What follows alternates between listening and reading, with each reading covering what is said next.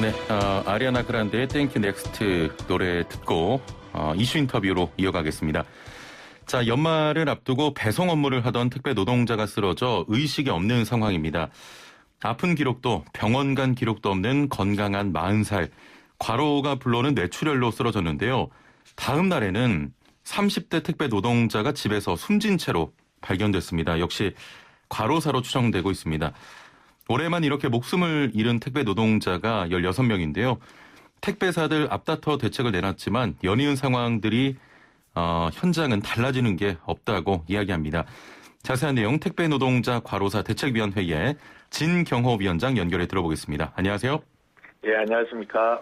예, 그 연말을 앞두고 또 이런 안타까운 상황이 발생했습니다. 최근 들어 물량이 또다시 늘어난 상황입니까? 코로나가 이제 더 심각해지고 예. 이러면서 생필품 위주로 크고 무거운 물량 위주로 택배 물량이 많이 늘어나고 있습니다. 그래서 또 코로나 이전에 비해서 한 30% 정도 늘은 걸로 저희들이 추산하고 있습니다. 아, 코로나19 때도 굉장히 많이 늘었는데 최근 연말을 앞두고 더 늘었다. 예, 그 연말에 평상시에 좀 늘어나는 물량이 있는데 거기에다가 이제 코로나가 심각해지니까 생필품이 많이 늘어나고 있어요. 예. 한진택배의 경우 현재 9일 간격으로 2명의 택배 노동자가 뇌출혈로 쓰러졌습니다. 해당 업체는 밤 10시 이후 배송은 중단한 상황인데 이 쓰러진 분이 하루에 300개 이상의 물량을 배달해야 했다고 합니다. 10시 전에 끝낼 수 있는 물량입니까? 하여튼 지역이나 이런 데 좀 편차가 있긴 하지만 300개는 10시에 끝내기는 좀 벅찬 물량이다 이렇게 보시면 될 것 같습니다. 예. 300개 그 배달 물량 사실 소비자들은 감이 잘 오지 않는데 평소 배송 물량과 비교하면 어느 정도 늘어난 겁니까? 300개라면? 하여튼 저희가 평상시에 200개에서 250개 정도 배송을 했었는데 지금은 이제 300개에서 350개 정도 물량이 한 100개 정도 늘었다고 보시면 될 것 같고요. 100개를 개당 한 2분씩, 한 개당 2분씩 배달한다라고 가정했을 때 한 200분 정도 되는 거잖아요. 그러면 3시간이 좀 넘는 물량 수준으로 작업 시간이 증가하고 있다. 저희들 이렇게 보고 있습니다. 그 6587번님께서 문자를 보내셨는데 현직 택배 기사입니다. 이 방송 듣고 계신 분들이라도 제발 당일 배송 문구 좀 쓰지 말아주세요. 압박감이 엄청납니다라고 하셨는데 최근에 이 당일 배송, 로켓 배송 이런 게 지금 업체 간 경쟁으로 좀 치열한 상황이거든요. 좀 압박감이 큽니까? 그러니까 지금 한진도 저녁 10시 이후에는 그 기사들이 쓰는 어플을 닫는다. 이렇게 얘기하고 롯데는 11시 되면 닫는다 이렇게 얘기하는데요. 실제로 엊그저께 돌아가셨던 롯데 택배에서 일하시다 돌아가셨던 분 어플을 보면 11시 이후에 작업 종료가 된 사항들이 이렇게 쭉쭉 나오는데요. 기록들이요? 그러니까 그 한진 택배 기사가 10시 이후까지 배달할 수밖에 없는 물량을 가져 나가는데 회사는 10시 어플을 끊잖아요. 그러면 다 배달을 했다고 결과 등록을 해버리는 거예요. 스캔 작업을 완료를 치고 그러면 회사가 봐선 다 그 시간에 배달이 완료된 거잖아요. 근데 이제 그러면 고객들한테는 그 이후에 다시 문자를 발송해요. 부득이한 사정으로 다시 이후 시간에 발송하겠습니다 하고 11시 반 12시에 문 앞에 놓고 갑니다. 또 문자를 발송하고 있는 게 지금의 실상이라는 거죠. 그러니까 택배 기사님들이 회사에는 배송이 완료됐다고 하고 배송이 완료된 게 아니기 때문에 고객들에게 또다시 문자를 보내서 10시 이후에 배송을 한다 이런 말씀이신 거죠? 그 당일 배송을 해야 되니까 당일 배송 안 하면 또 페널티하고 각종 불이익을 받게 되는 거예요. 그러니까 일단 배달한 걸로 하고 10시 이후에는 개인적으로 또 배달을 할 수밖에 없는 이런 구조적 악순환이 반복되고 있는 거고 또 배달을 그걸 안 하면 다음 날로 또 넘어가잖아요. 그렇죠. 그 다음 날은 또 물량이 없냐? 그 다음 날 또 물량이 있고 계속 누적되니까 기사들이 물건을 싣고 나오면 어떻게든 그날 다 배송하겠다 이런 생각들이 있게 되는 거죠. 한진택배가 과로사 방지 대책을 발표하면서 택배 물량이 늘어나면 배송 차량과 인력을 좀 늘리기로 했는데 지금 이 연말에 물량이 굉장히 늘어났잖아요. 지금 인력을 늘려야 될 때 아닙니까? 그러니까 그런 움직임은 전혀 없는 거고요. 물량, 그래서 좀 물량을 줄이고 싶어도 저희가 7,800원 계단 수수료를 받는데 뭐 부가세 10% 떼고 대리점 운영비 떼고 차량 감가상각비 떼고 기름값 떼고 하다 보면 평균 개당 500원 정도 받아가는 거예요. 너무 이제 낮다 보니까 이 구조화에서는 물량을 많이 배송해서 그나마 수입을 보전하는 방식일 수밖에 없는 구조인 거죠. 그래서 물량을 좀 줄이면서 줄이려고 한다면 수수료가 좀 현실화돼야 한다.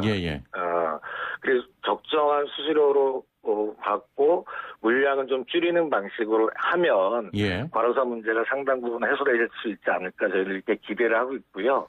이런 문제가 소비자분들도 국민들이 한 73.9%가 이런 방식에 동의한다는 여론조사가 있어서 저희들 좀 이런 방향으로 정부하고 좀 추진해 보려고 노력 중에 있습니다. 지금 수수료 인상 말씀하셨는데 일각에서는 자 택배비를 인상하는 것이 결국 답이다. 이렇게 보시는 분들도 많은데 택배비 인상이 이런 좀 어려움의 해결책이라고 보십니까? 그러니까 이제 이 소비자들의 부담을 가중한다 이런 이제 반론도 만만치 않아서 그래도 이제 걱정인데 실제로 지금 우리 국민들이 인터넷이나 쇼핑에서 택배비를 2,500원씩 지불하고 있어요 평균으로. 2,500원이요? 그런데 이 돈이 이제 인터넷 쇼핑 업체가 소비자로부터 2,500원을 받으면 이 중에 1,730원만 택배사에게 택배비로 지불하고 나머지 770원을 포장비나 인건비나 자체 운영비로 쓰고 있는 거예요. 그래서 아니 택배비로 소비자한테 받은 거는 택배비로만 써라. 이렇게 좀 법과 제도가 명시해 주면 소비자들의 추가 부담 없이 택배 기사들의 수수료가 획기적으로 개선될 수 있다. 저희를 이렇게 보고 있는 거예요. 그래서 요번에 이제 생활물류법 저희들이 많이 주장하는데 생활물류법에 그런 이제 불합리한 택배 시장의 가격 형성들을 바로잡기 위한 이런 조항이 들어가 있어서 저희를 상당하게 좀 기대하고 있습니다. 지금 또 문제가 되는 것들이 업체에게 백마진 이야기도 나오거든요. 이게 어떤 겁니까? 그래서 저희들이 집하하면 그러니까 이 보통 이제 물건을 보내는 화주들이라고 하는데 택배 시장에서는 화주들이 절대적인 갑의 위치에 있는 거죠. 왜냐하면 택배사들이 많이 있기 때문에 갈아탈 수 있는 거잖아요. 그렇죠. 그러니까 화주들이 갑의 입장에서 뭐 계약은 뭐 2,500원으로 하고 뒤로 백마진이나 리베이트 형식으로 일부가 흘러 들어간다는 건 택배업계에서 뭐 이미 정설화된 내용입니다. 정식화된 내용이고요. 그래서 택배 업체들이 다시 돈을 그 화주들에게 주는 다양한 거군요. 방식으로 뭐 다양한 방식으로 다시 그 화주들한테 이제 불공정한 방식으로 흘러 들어가고 있는데요. 이것만 바로 잡아도 하여튼 저희들은 택배 수수료가 정상화될 수 있다 이렇게 보고 있습니다. 한진택배 소속의 노동자가 쓰러지고 다음 날 롯데택배 노동자의 사망 소식이 전해졌습니다. 일을 시작한 지 6개월밖에 안 됐는데 그 기간 동안 체중이 20kg이나 줄었다고 해요. 자, 그러면 이게 연말이나 당장 뭐 최근의 문제는 아닌 것 같거든요. 하여튼 이분 같은 경우는 사실 이제 택배를 한 지 얼마 안 됐는데 택배는 처음 시작하고 5, 6개월 정도까지가 가장 힘든 시기예요. 질의도 있게 되고 뭐 이것저것 업무도 파악해야 되고 이때 200개를 넘고 300개 달하는 물량을 배달을 시키면 정상적으로 할 수가 없는 구조들이죠. 사실 이분이 이제 롯데택배는 과로사가 아닐 수 있다 이렇게 주장하고 있지만 근무 시간, 작업 시간이 주 80시간이 넘어가고 몸무게가 20kg 빠진 것 이걸 갖고 그렇게 얘기하면 안 되는 것 아니냐. 저희들은 너무 이거는 뭐 대기업들이 취해야 될 행보가 아니다 이렇게 보고 있고요. 예. 이거는 사실 이제 구조적인 문제로부터 나옵니다. 사실 이제 택배 업무가 분류 업무하고 배송 업무라고 나눠봤을 때 이미 배달을 나가기 전에 한두 시까지 이미 진이 다 빠져가지고 분류 작업에 예. 이렇게 하고 첫 배달을 2-3시에 나가니까 구조적으로 장시간 노동이 될 수밖에 없고 과로로 이어질 수밖에 없는 이런 구조가 반복되는 것 아니냐. 그리고 또 엊그제 또 텔레비 뉴스에도 나왔지만 예. 서울 흑석동에서 배달하던 또 한진 택배 기사가 또 쓰러져서 뇌졸중으로 배달 중에 쓰러져서 예. 고객이 119에 신고해서 이제 119에 받았는데 2차례 뇌수술을 했는데 아직 깨나고 있지 못해요. 예예. 이런 일들을 구조적으로 막아내기 위해서는 법과 제도가 반드시 필요할 거고 예예. 이런 이제 분류 작업을 기사들의 업무에서 떼어내는 작업들이 반드시 선행돼야 한다. 이렇게 좀 보고 있습니다. 알겠습니다. 예. 사실 현재 흐름이 이 총알 배송, 로켓 배송 어떤 흐름을 막을 수는 없을 것 같고요. 9746번님은 한시적으로 로켓 배송이나 당일 배송 자체를 제도적으로 막으면 어떨까요? 소비자들에게 당일 배송을 아예 하지 말라고 하는 건 아닌 것 같습니다. 택배사 정부의 대책 없이 고객에게만 또 불편을 감수하는 건 아니다 이런 말씀 같은데. 네. 사실 결국 중요한 건 그러면 수수료 그런 구조적인 체계 이런 게 좀 중요하다는 말씀이시죠? 그러니까 이 새벽 배송이라는 거 이게 이제 마치 새로운 아이템 이렇게 이제 포장되고 있는데 새벽 배송을 하기 위해서는 어느 노동자든지 그것들을 배송하는 노동자가 있어야 되는 거잖아요. 그렇죠. 그러니까 밤잠 안 주무시고 배송을 하게 되고 야간 노동이 또 사실 이 과로의 가장 주요한 원인 중에 하나잖아요. 그러니까 이런 것들을 방지하기 위한 이 소비자 운동이라든지 이 새벽 배송 안 시키기 운동이라든지 그다음에 또 정부에서는 새벽 배송에 대해서 일정하게 좀 시간을 제한을 건다거나 이런 방식의 이제 규제책이 필요하지 않을까 저희는 이렇게 좀 보고 있습니다. 6587번님 좀 다른 의견인데 배송하라고 배 넘버 차에 발행하고는 주정차 위반 단속을 하니까 답답합니다라고 하셨거든요. 실제로 배송하다가도 이런 주정차 위반 건수가 많습니까? 우리 기사분인 것 같은데요.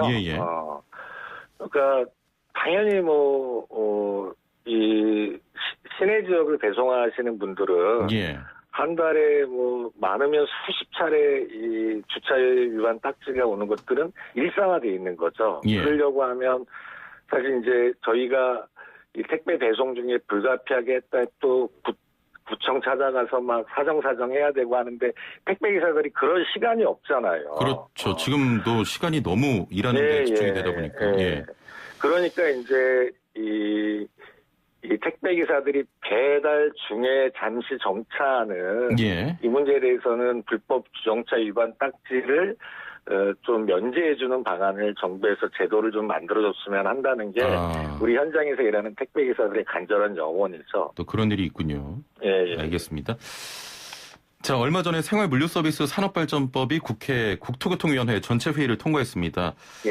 택배 노동자 과로사 방지법이라고 불리는데 해당 법안에 이 과로사 방지 대책이 충분히 담겨 있다고 좀 보십니까? 가장 중요했던 게 이제 분류 작업을 택배 기사들한테 띄어내는 문제였는데요. 그 법에는 택배 기사들의 업무를 어떻게 규정했냐면 택배를 집하, 배송 등의 업무에 종사하는가 이렇게 돼서 분류 작업은 명시적으로는 빠졌지만 배송 등의 업무에서 이 등자가 나중에 문제가 될 수가 있을 것 같아요. 그래서 저희들은 지금 택배 사업자하고 정부하고 그리고 CJ대한통운하고 롯데하고 한진하고 분류 작업을 자기네들이 인력을 4,000명 투입해서 자기네들이 책임지고 하겠다 이렇게 발표했었잖아요. 지난 10월 달에. 이 발표 이후에 사실 이제 분류 작업은 회사 측의 책임이 됐다는 건 국민 누구나가 다 인정하고 있는 것들에 맞춰서 예. 법에 좀 미진한 부분들이 이 사회적 합의 형태로 정부와 택배사와 우리 과로사 대책위가 같이 노조가 같이 사회적 합의 형태로 만들어내고 그런 것들을 표준계약서에 담으려고 하는 노력들이 현재 추진 중에 있다 이렇게 좀 말씀을 드리겠습니다. 예. 국민의 한 사람으로서 올해 참 택배업계 과로사 문제가 계속 지금 부각이 되고 있는데 예. 현장은 좀 그대로인 것 같아요. 정부에서도 과로사 방지 대책을 내놨습니다. 네. 이후에 좀 달라진 게 없나요? 그러니까 엊그저에 롯데 기사분이 또 안타까운 죽음을 당하셨는데 예. 롯데가 본사가 발표한 거에 따르면 우리 30명 투입했다 이렇게 얘기하고 있어요. 예. 막 억장이 무너지는 거죠. 자기네들이 1000명을 투입하겠다고 해놓고 30명 투입한 거를 예. 자랑이라고 얘기하고 CJ도 마찬가지고 한지는 한 명도 투입되지 않은 걸로 파악되고 있는데 예. 그러니까 말만 무성하고 막 여론이 막 들끓으면은 소나기 피해 가려고 잠시 대책 내놨다가 예. 또 국민들의 감시가 소홀해지면 다시 이제 원상태로 회복하려고 하는 예. 이행하지 않는 이런 일들이 계속 반복되고 있는데 이번에는 우리 정말 용납할 수 없다. 끝까지 두는 부릅뜨고 약속한 거라도 지켜라. 이런 활동들을 해나가려고 하고 있습니다. 알겠습니다. 택배 과로사 문제 더는 없어야겠습니다. 오늘 말씀 감사합니다. 네, 감사합니다. 네, 지금까지 택배 노동자 과로사 대책위원회의 진경호 위원장이었습니다.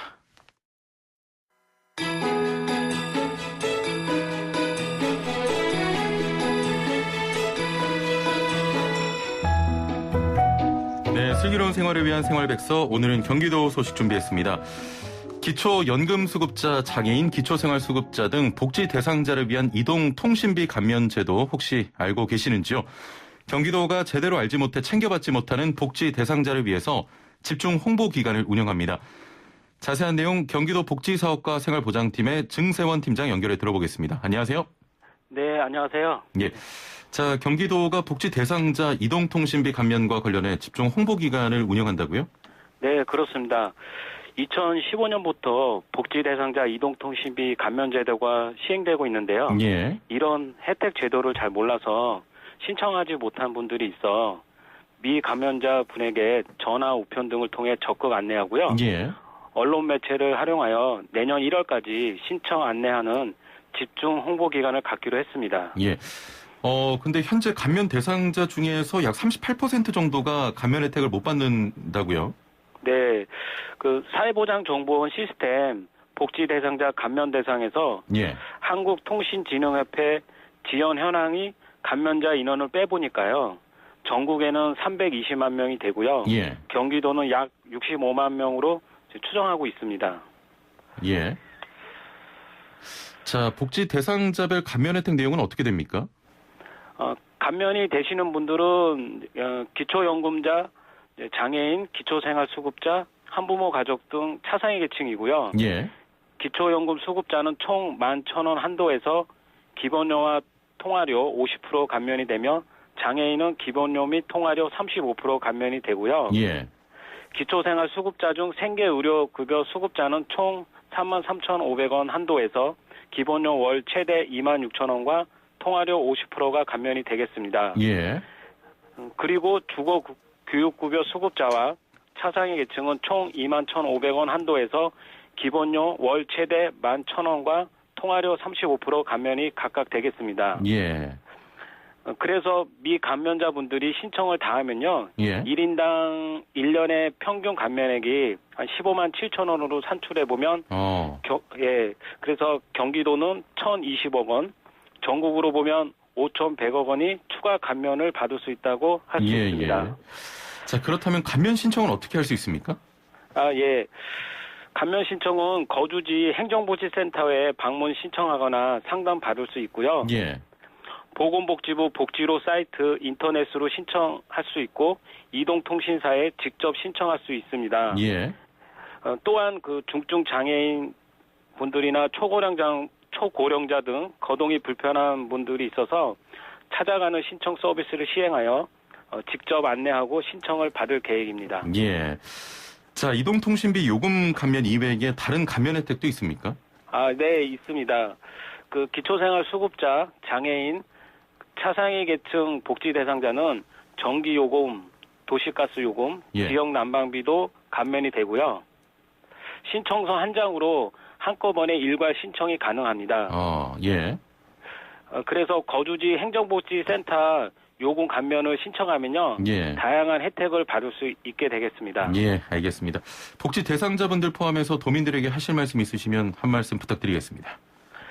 아직까지 복지 대상자분들이 제도를 잘 몰라서 신청을 못하는 경우가 있습니다. 예.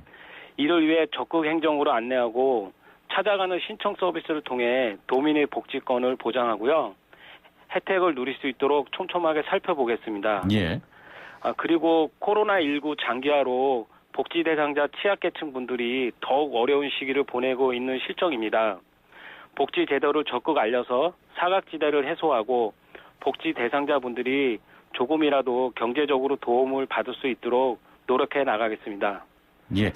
자, 감면 신청은 거주지 행정복지센터에 방문 신청하시거나 상담받을 수 있고요. 복지로 사이트에서 인터넷으로 신청하거나 이동통신사에 직접 신청할 수 있습니다. 자, 해당되시는 분들은 꼭 신청하면 좋겠네요. 오늘 말씀 여기까지 듣겠습니다. 감사합니다. 네, 감사합니다. 네, 지금까지 경기도 복지사업과 생활보장팀의 증세원 팀장과 함께했습니다.